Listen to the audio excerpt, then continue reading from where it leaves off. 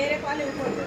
6 నెలల తర్వాత ఆహార పదార్థాలు మెత్తగా, అంటే మనం తినే ఆహార పదార్థాలు మెత్తగా చేసి బేబీకి కూడా అదనంగా ఆహారం అందించుకోవాలి.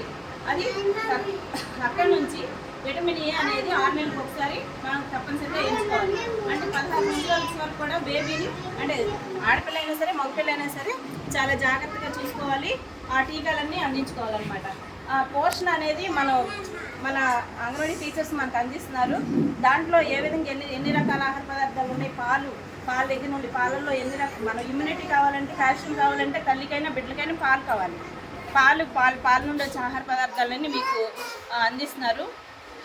తర్వాత ఇంటి దగ్గర మనం ఏ విధంగా అయితే మనం ఇంట్లో చేసుకుంటామో తల్లికి పరిశుభ్రంగా, అంటే ముందు చేతులు హ్యాండ్ వాషింగ్, మనం ఆహారం పెట్టాలి.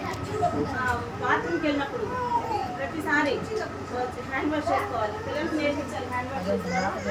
ఇవన్నీ చేయాలి. మనం బేబీస్కి ఏ విధంగా అయితే పోషణ చేస్తామో అంత హెల్తీగా బేబీస్ పెరుగుతారు. వాళ్ళకి మంచి భవిష్యత్తు ఇవ్వగలుగుతారు.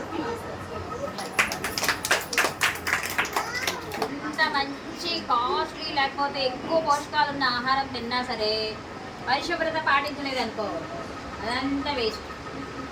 సో మన ఇల్లు శుభ్రంగా ఉండాలి, మన ఇంటి చుట్టుపక్కల పరిసరాలన్నీ పరిశుభ్రంగా ఉండాలి. పిల్లలకి ఆహారం పెట్టేటప్పుడు చేతులు పరిశుభ్రంగా కడుక్కోవాలి. వండేటప్పుడు పరిశుభ్రత పాటించాలి. వండిన వాటి మీద మూతలు ఉంచుకోవాలి. ఎటువంటి ఈగలు క్రిమికీటకాలు వాలకుండా జాగ్రత్తగా ఉండాలి. అలాగే ఎప్పుడు వండిన ఆహారం అప్పుడు ఫ్రెష్గా పెట్టాలి పిల్లలకి. ఇప్పుడు వండి మిగిలిపోయింది కదా అని ఆ గిన్నె అలాగే ఉంచి మళ్ళీ రాత్రికి ఎప్పుడుకో పెడతానంటే అది అనారోగ్యం. సో పిల్లలకి కొద్దిగా వాళ్ళు ఎంత తింటారో అంతే వండుకొని అంతే పెట్టాలి. ఓకేనా? మిగిలిపోయే ఆహారం ఇప్పటి వరకు ఉండి విన్నారు. ఈ 1000 రోజుల సంరక్షణ అందరూ బాగా గుర్తుపెట్టుకోండి. ఎవరైతే మీరు కానీ మీ ఇంట్లో వాళ్ళు కానీ లేకపోతే మీకు సంబంధించిన సంరక్షణ గురించి మీరు మాట్లాడాలి. ఓకేనా? 1000 రోజులు గుర్తుపెట్టుకోండి అందరూ. 1000 రోజుల్లో ఏమేమి చేయాలి, ఎలా ఉండాలి, ఏం తినాలి అనేది మీరు చెప్పగలగాలి. తెలుసుకోండి. ప్రతి విషయం విని అర్థం చేసుకొని పాటించడానికి ప్రయత్నం చేయండి.